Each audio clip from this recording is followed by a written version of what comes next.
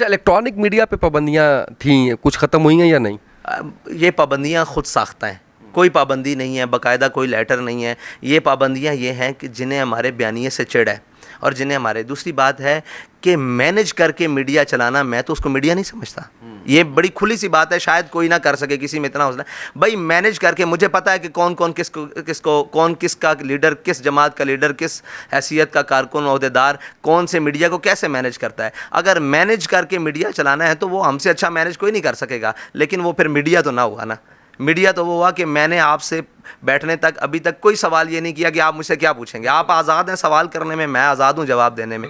अगर media manage करके चलाना है तो हमसे अच्छा भी कोई नहीं चला सकेगा, लेकिन फिर वो मीडिया नहीं है, वो ख़ुद को मीडिया कहना छोड़ दे। अब वो मैनेजर जो बैठे हुए हैं मीडिया के, वो उनकी तरफ से जो भी मीडिया को दिया जाता है या लिया जाता है, उस वजह से हमारा, उनको पता है कि ये बयानियाँ जो है ना, ये आम आदमी को भी अट्रैक्ट करता है। ये वो बयानियाँ है, अगर लोगों तक सही पहुँचना शुरू किया, फेसबुक को क्या तकलीफ़ है कि वो अल्लामा खादिम हुसैन रिजवी की तस्वीर पर भी छिड़काता है। इसकी वजह यह है कि भाई ये असल बातें हैं, ये वो बातें हैं, हक़ाइक़ हैं जो मीडिया पेश करता है, ये दुनिया पेश करता है। जनाब ये टेररिस्ट हैं, ये जनाब बड़े शिद्दत पसंद हैं, ये फ़लाँ हैं, लेकिन बाबा जी का 5 मिनट का क्लिप सुनने वाला बाद में ये फ़ैसला करने पर मजबूर होता है कि जो मैंने सुना था वो गलत है, या ये जो खुद कह रहे हैं ये गलत है। तो वो जब और 2-3 दफ़ा सुनता है तो उसको मालूम हो जाता है कि कहने वाला ठीक कह रहा है, अगरचे उसके मुखालिफ बात जा रही हो। मुखालिफिन भी मानते हैं। तो यही बात है, ये बयानिया ऐसा है, ये बातें ऐसी हैं जिसको हम जब भी करते हैं और जहाँ भी किसी प्लेटफॉर्म पे करते हैं तो वो लोगों को अट्रैक्ट करती हैं। तो मीडिया ये नहीं चाहता कि लोगों के सामने सच्ची बात और हक़ की बात पहुँचाई जाए। और मैनेज मीडिया को मैं मीडिया मानता नहीं हूँ, इसलिए मीडिया हमसे खार खाता है। पॉलिटिकल सिनेरियो आपके सामने है। खान साहब जाने से पहले कह के गए, कोई रह तो नहीं गया जो मेरे ख़िलाफ़ हो। वो ये कहते हैं कि एक्सपोज़ कर दिया है मैंने, सबको एक्सपोज़ कर दिया है मैंने। वो इस्टेब्लिशमेंट को कह रहे हैं, वो जनरल बाजवा का नाम ले लेके पाकिस्तान तहरीक इंसाफ कह रही है, वो अदालतों को कह रहे हैं, इलेक्शन कमीशन को कह रहे हैं, पॉलिटिकल पार्टीज़ को कह रहे हैं। आपका क्या मौक़िफ़ है इस हवाले से? देखें, वो तख्त के बख्त से यकलख्त उतारा हुआ शख्स, तुमने कभी देखा है जीत के हारा हुआ शख्स, ठीक है, वो तो उन्हीं को कह रहा है जिन्होंने उसको लाने में अपना भरपूर किरदार अदा किया, ठीक है जी। उनको क्यों कह रहा है? उसका ये है कि उसका इक़्तिदार चला गया, जिससे उसको निहायत प्यार था। इक़्तिदार जाना यूँ भी था, ठीक है, लेकिन इक़्तिदार आने जाने वाली चीज़ है, इसके ऊपर वावेला कहेगा, ठीक है जी। पहले तो आप मेरिट की बुनियाद पर आए ही नहीं, पहली बुनियाद, आपको तो लाया गया, ठीक है जी, आप इलेक्ट तो हुए नहीं, आपको सिलेक्शन के थ्रू लाया गया। जिस सिलेक्टेड को सिलेक्ट किया जाए, सिलेक्ट करने वाले अनसेलेक्ट कर दें तो उसको शोर डालने की ज़रूरत नहीं है। या तो तुम कि अपने बिहाफ पर 3.5 साल में कोई एक फ़ैसला करते कि पता लगा मुल्क का वज़ीर आज़म, वो तो एक यूट्यूबर लगता था। सच्ची बात है, वो तो एक बिल्कुल, यानी कि खान साहब तो कंटेनर से नीचे नहीं उतरे इतने साल। तो वजारत उज़्मा पे भी वो कंटेनर पे थे और अभी भी वो कंटेनर पे हैं। तो उनके बारे में बात करना और उनके बारे में ये कहना कि ये, उसमें किसी किस्म की कोई ऐसी बात नहीं थी जो बात, उसने बातें वो की जो कोई लीडर करता है, लेकिन अमल वो दिखाया जो एक भगोड़ा करता है। आज भी जब खड़े होने की बारी आई है तो वो देखें, वो डी चौक से भाग गए हैं, वो सारा कुछ बातें इतनी बड़ी बड़ी, और जनाब ये है वो है। आज़ादी की जंग लड़ना, क्या आज़ादी के लिए ऐसे होता था? आज़ादी की जंग ऐसे लड़ी जा सकती थी? मतलब अभी 2 पटाखे चले नहीं तो कौम आगे लग के भाग गई और जनाब ये कर दिया वो कर दिया।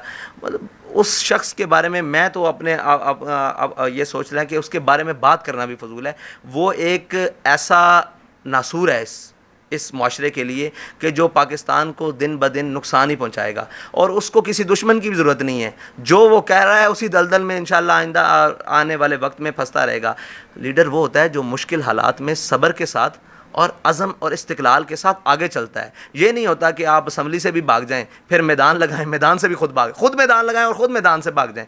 तो ये तो कोई उनके बारे में, मुझे ये जो बयानिया ये रखा हुआ है कि ये इम्पोर्टेड हुकूमत है और अमेरिका ने ये साजिश करवाई है। वो एक ख़त भी दिखाया उन्होंने और कहा कि अमेरिका क्योंकि चाहता था कि मैं यहाँ से जाऊँ और वो चाहता था कि ये इनको लेके आए और ये साजिश हुई है। तो क्या कोई साजिश आप समझते हैं कि हुई है इनके साथ? अमेरिका ने साजिश करके इनको लेके आए हैं दूसरों को?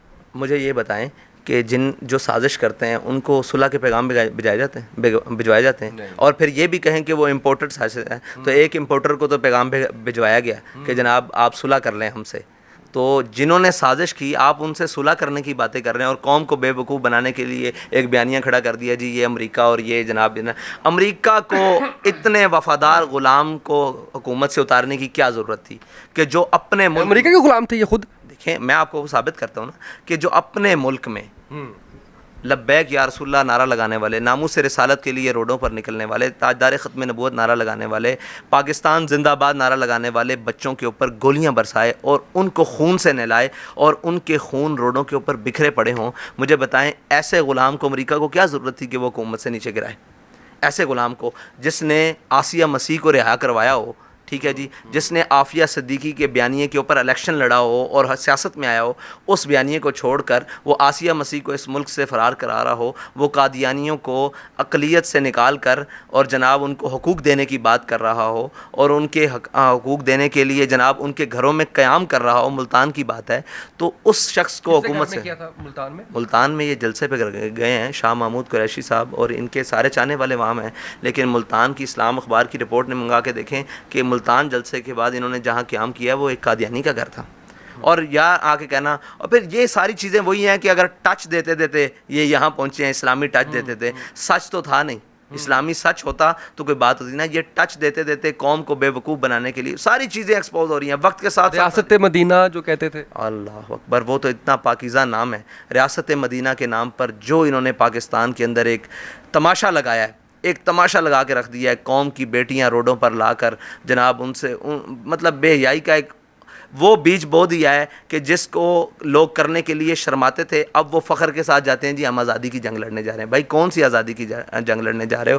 ہماری مائیں بہنیں تو وہ ہیں جن کو قرآن اونچا بھی اسلام کہتا ہے آپ نے نہیں پڑھنا, کوئی غیر مرد نہ سن رہے, وہ کیا عمران خان کے جلسے میں ایسے کرنے کے لیے جا رہے ہیں؟ بھائی یہ قوموں کی جو ہے نا مائیں, یہ ان کا مستقبل ہوتی ہیں. آپ قوموں کی ماؤں کو آنے والے مستقبل کو روڈوں کے اوپر نچا رہے ہیں, تو ہم کیا توقع رکھیں کہ یہ قوم کہاں جائے گی, کیا اس کا مستقبل ہوگا؟ یہ اتنا ناسور ہے, اس نے ہر چیز کے اندر اسلام کے مخالف نام لے کر اس کی مخالفت کے لیے جو بن سکا وہ کیا. اچھا اب جو اکانومی کا ایک کرائسس چل رہا ہے, چلے اس سے اکانومی کے کرائسس سے پہلے نون لیگ سے کیا آپ توقع رکھتے ہیں کہ نون لیگ, صرف نون لیگ نہیں ساتھ, کیونکہ ابھی پی ڈی ایم کر لیں آپ, اس میں پی پی ہے, اس میں باقی جماعتیں بھی ہیں, ان کو حکومت ملی ہے, ان کے بارے میں کیا رائے ہے؟ دیکھیں یہ تو ایسے ہے کہ خربوزوں کا باغ ہو اور اس میں گدڑ کو راکھی دے دی ہے کہ آپ اس کی حفاظت کرو, ٹھیک ہے جی. یہ نون لیگ ملک کو یہاں تک پہنچانے والے یہ سارے شامل ہیں, انہوں نے تو اس ملک کا بیڑا غرق کیا ہے, ٹھیک ہے جی. نعرہ خان صاحب نے یہی لگایا تھا نا کہ جناب یہ میں چوروں کے خلاف آیا ہوں, تو مجھے بتائیں ان کی کیبنٹ میں کون سا امپورٹڈ اور جناب لوکل چور نہیں تھا جو بیٹھا ہوا تھا, کون سا چینی چور نہیں تھا جو بیٹھا ہوا تھا. آج وہی چینی چور ان کے حمایتی بن گئے ہیں. یہ بندوں کو گنا کرتے ہیں, تولا نہیں کرتے. یہی تو ایک اس نظام کا رول ہے, اس نظام کا رول ہے کہ اس میں بندے گنے جاتے ہیں, تولے نہیں جاتے. اگر تولنے والے ہوتے تو کبھی جہانگیر ترین اور علیم خان اس سسٹم میں آ کے بیٹھ سکتے. اوے تم تو بگوڑے ہو, تم نے ہی تو پچھلے 4 سال میں ملک کا بیڑا غرق کیا, 3 سال میں, اب دوبارہ آ کے. اور پھر یہ پورے جو تولے گئے ہیں, جو گنے گئے ہیں, ان کو تولا جاتا تو ان میں ایک بھی پاکستان کے معیار پر پورا نہیں اترتا. مجھے بتائیں کہ شہباز شریف کا کیا کردار ہے پاکستان کے حوالے سے, پنجاب کے حوالے سے. سارا کچھ ذاتی ملیں اور سارا کچھ اور جناب سارے وسائل وہ اپنے لیے انہوں نے لگائے رکھے ہیں. لیکن پنجاب کے باسی کہتے ہیں کہ ایڈمنسٹریٹر تو بڑا اچھا ہے. کس حوالے سے؟ انہوں نے ایڈمنسٹریٹر دیکھا نہیں نا, انہوں نے اس کے سے اچھا کہا ہے جو وہ ڈی جی خان سے لا کر یہاں لگایا گیا تھا, اس سے تو انہوں نے اچھا کہنا ہی تھا. صاف ظاہر ہے وہ کیا کہتے ہیں کہ نام کیا ہے, گدھا بہتر, خچر بہتر ہے گدھے سے. تو یہ انہوں نے دیکھا ہی نہیں کہ ایڈمنسٹریٹر کہتے کس کو ہیں. انہوں نے دیانتدار لوگ دیکھے ہی نہیں. انہوں نے یہ کہا کہ جناب چلو چور اچھا ہے ڈاکو سے. تو یہ اس طرح کا ماحول ہے. اگر اس ملک کے اور اس صوبے کے اور کسی بھی صوبے کے مسائل کے اعتبار سے وسائل خرچ کیے جائیں نا, تو یہ پاکستان وہ جگہ ہے جو کم از کم اس دوڑ کے اندر اور اس ترقی کے ماحول کے اندر ایک ابھرتا ہوا ستارہ بن سکتا ہے. لیکن ہمیشہ جو اس کو ملا ہے اس نے اس کو کھایا ہے, اور جو نقصان دے سکا ہے وہ نقصان دیا ہے. زبان سے دینا پڑا, زبان سے دیا ہے. اپنی فیملی سے دینا پڑا, اپنی فیملی سے دیا ہے. مجھے یہ بتائیں, ہم ایک ان کے بقول ایک جمہوری ملک میں رہ رہے ہیں. یہ کون سی جمہوریت چل رہی ہے پی ڈی ایم والی؟ یہ جمہوریت چل رہی ہے, یہ جمہوریت چل رہی ہے. یہ بھی سلیکٹڈ ہے, یہ بھی تو لائے گئے ہیں, یہ بھی تو لائے. آپ کو کبھی آفر نہیں ہوئی؟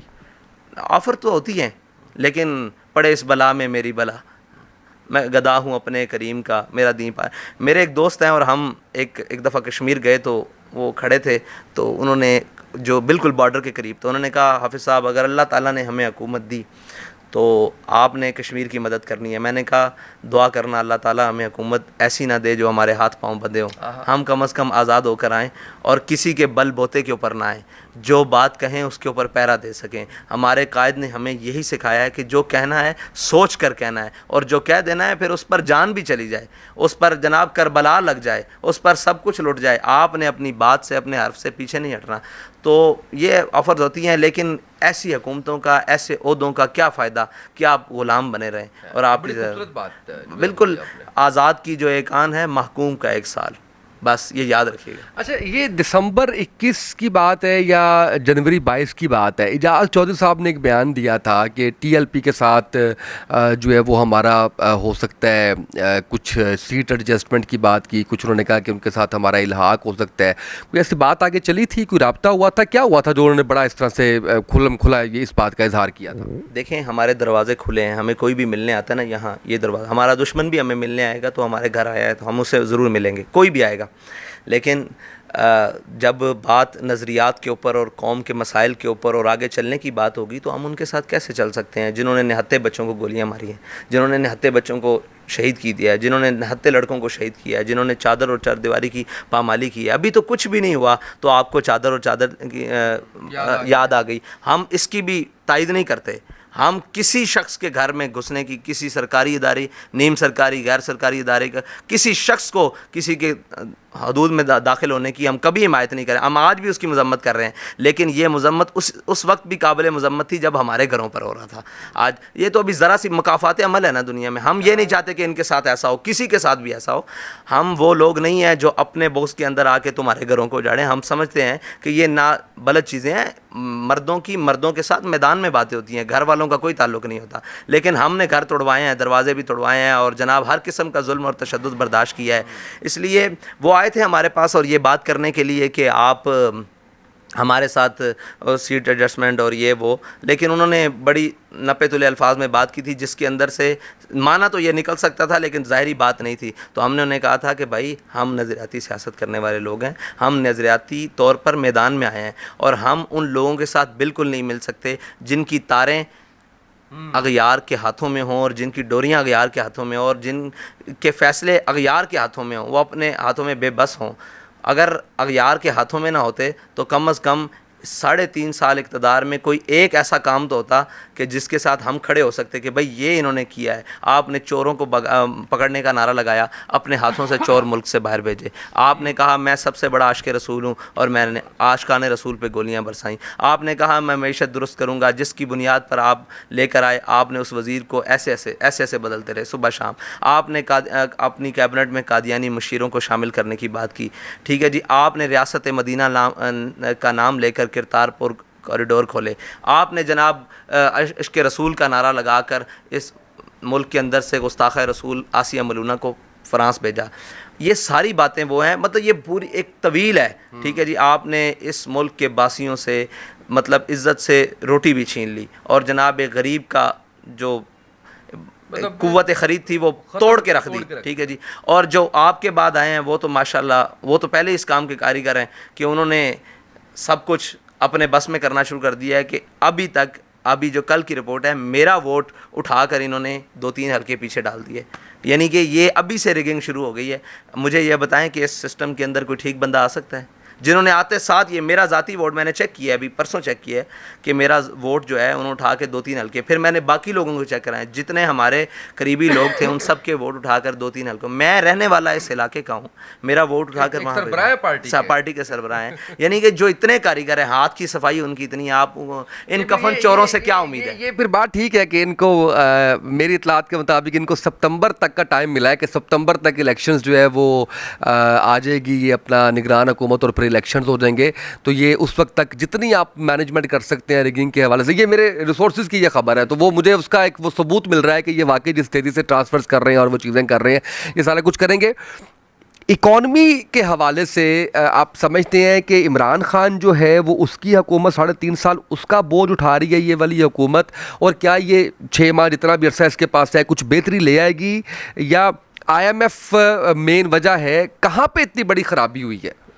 یہ سب سے بڑی خرابی تو بھائی اسامہ اس وقت ہوئی ہے جب اس ملک کے اندر سود لیا گیا. یہ ساری خرابیاں وہ ہیں. ہر آنے والا یہ کہے گا کہ میں پچھلے کو بھگت رہا ہوں, لیکن اصل مرض کو نہیں نام لے گا. ہم تو سود دے رہے ہیں اور سود لے رہے ہیں, اور ہم نے اس ملک میں اللہ اور اس کے رسول کے ساتھ جنگ لگا رکھی ہے. جب جنگ لگا رکھی ہے, ہم اللہ اور اس کے رسول سے جیت سکتے ہیں کبھی بھی نہیں. اللہ تعالیٰ نے کہا میرے ساتھ اعلان جنگ ہے, تب جنگ ہے تم آ جاؤ جنگ.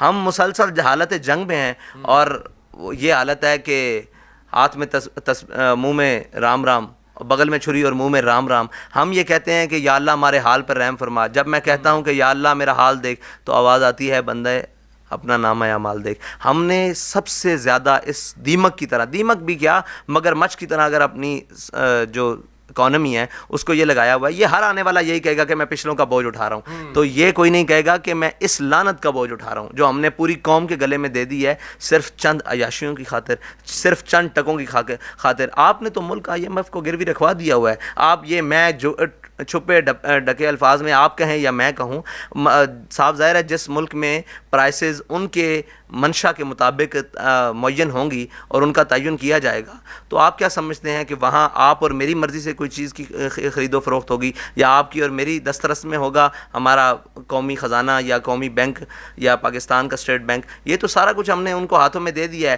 اب دوسرے کے ہاتھوں میں دے کر یہ کہنا کہ میرا گھر بہتر چلے, یہ کیسے ممکن ہے؟ وہ تو ان کا فریاد ز افرنگو دل آویزی افرنگ, فریاد ز شیرینیو پرویزی افرنگ, عالم ہماز ویرانہ چنگیزی افرنگ, معمار حرم باز بتعمیر جہاں خیز, از خواب گراں از خواب گراں از خواب گراں. اقبال کہتا ہے تجھے ان کفن چوروں سے امید ہے. یہ تو جو سوچتے ہیں ان سے پورا عالم تباہ ہو سکتا ہے. یہ ایسی سوچیں سوچتے ہیں تمہارے بارے میں کہ ان کو پکڑنا کیسے ہے. ان کو اگر یہ اٹھ رہے ہیں تو ان کو افغانستان میں بھی دبا دو, ان کو عراق میں بھی دبا دو, ان کو جناب چیچنیا میں دبا دو, ان کو جناب برما میں دبا دو, یہ کہیں اٹھ نہ سکیں. یہ پاکستان جو ایٹمی طاقت ہے, نیوکلیئر پاور ہے, امت مسلمہ کے لیے ایک امید ہے. اس کو تو جناب معاشی طور پر اچھا, اگر کوئی اچھا آدمی آ گیا تو اس کو آگے نہیں آنے دینا, بلکہ اس کو انہی جناب چوروں کے ذریعے, انہی جناب بدکاروں کے ذریعے دوبارہ پاکستان کی معیشت کو لپیٹ کے رکھنا نا. تو یہ سارا وہ جن کے ہاتھوں میں ہم نے دیا ہوا ہے وہ کتنے پیسے ہیں آج میں اگر حساب کیا جائے تو ہم شاید سود کی جو سود ہے رقم دے رہے ہیں, قسطیں دے رہے ہیں, وہ شاید رات سے زیادہ دے چکے ہوں جو ہم نے قرض لیا ہے. تو اس کا جو ہماری معیشت ہے اس کا جی ایک ہے سود, اور سود سے بڑی لعنت ابھی تک اس قوم کے اوپر, اس سے زیادہ معاشی بدحالی ابھی کچھ بھی نہیں ہے. ابھی اللہ ہم پر رحیم ہے, اس نے ہم پر عذاب نہیں بھیجا, ہم پر صرف ان کی صورت میں عذاب بھیجا, ان حکمرانوں کی صورت میں کہ تم ان کو بھگتو.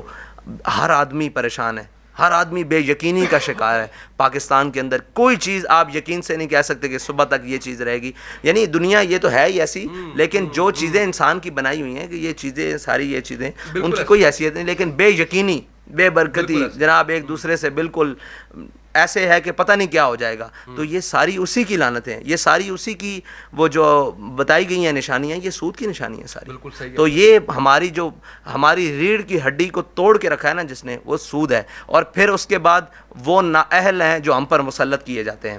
کوئی امپورٹڈ لا کر کیے جاتے ہیں اور کوئی لوکل لا کر کیے جاتے ہیں, اور سب کی تاریں باہر کے ہاتھ میں ہوتی ہیں. یعنی کہ اس ملک کا آج سے 20-30 سال پہلے مسئلہ معاشی نہیں تھا, سیکیورٹی مسائل تھے اس ملک کو, لیکن آج معاشی مسائل ہیں. جو اور جہاں میرے آقا نے فرمایا جو یہ ہے نا بھوک غریبی, یہ انسان کو کفر تک لے جاتی ہے.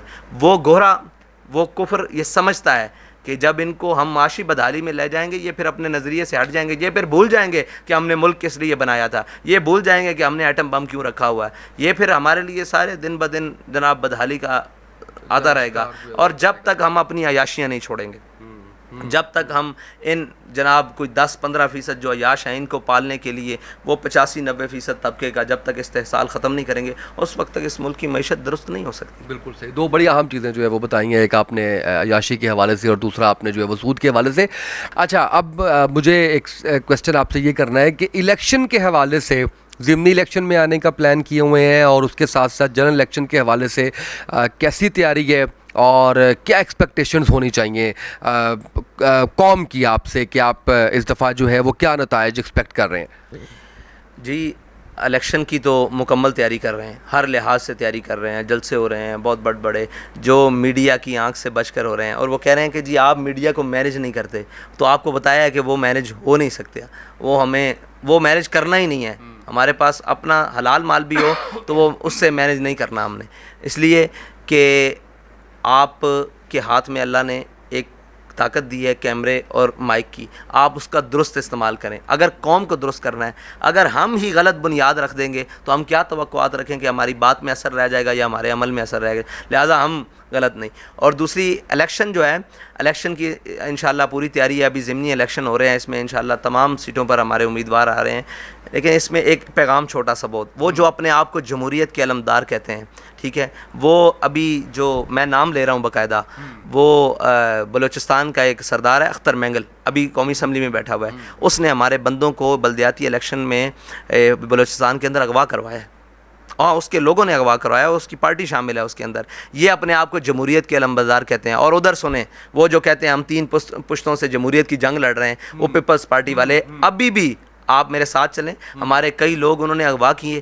کئی لوگوں کو تھانے میں لے کر جا کر زبردستی اور کچھ جو بھی پریشرائز کرنا، کچھ لوگ میرے پاس جیک بات کے یہاں آ کر بیٹھے رہے کہ یہ ہمیں تنگ کر رہے ہیں، لہٰذا ہم فون بند کر رہے ہیں اور ہمیں دھمکیاں دے رہے ہیں. تو یہ جمہوریت کے علمدار ہیں جن کو اپنے گھر میں اتنا برداشت نہیں کہ یار آپ کہتے ہو کہ یہ ہر ایک کا حاصل ہے، حق ہے کہ وہ الیکشن لڑے، تو جب الیکشن کے لیے لوگ میدان میں اترے ہیں تو آپ نے ان کو اغوا کرنا شروع کر دیا ہے. یہ جھوٹے ہیں چیمپئن. یعنی کہ آپ ان کی اپنی اندرونی حالت دیکھ لینا، وہاں پہ جو بھی ان کا مخالف وڈیرا جو بھی مطلب ہوتا ہے ان کے خلاف آتا ہے، اور کوئی بھی کارکن آئے، وڈیرا آئے، کوئی جناب کسی بھی نسل رنگ سے آئے، یہ اس کو اغوا کروا لیتے ہیں. تو یہ حالت ہے ہماری الیکشن کی. لیکن ہم نے ان کو ابھی ہمارے کارکنان میں الحمدللہ تھوڑے سے لوگ ہیں جو پریشرائز ہو گئے یا کسی کو غائب کر دیا گیا، باقی جو ہیں وہ انشاءاللہ ڈٹ کے کھڑے ہیں ان کے مقابلے میں. ابھی تو یہ بلدیات ہے، انشاءاللہ جنرل الیکشن آئے گا تو ان سب کی توقعات سے برعکس ٹی ایل پی رزلٹ دے گی، اس لیے کہ ٹی ایل پی صرف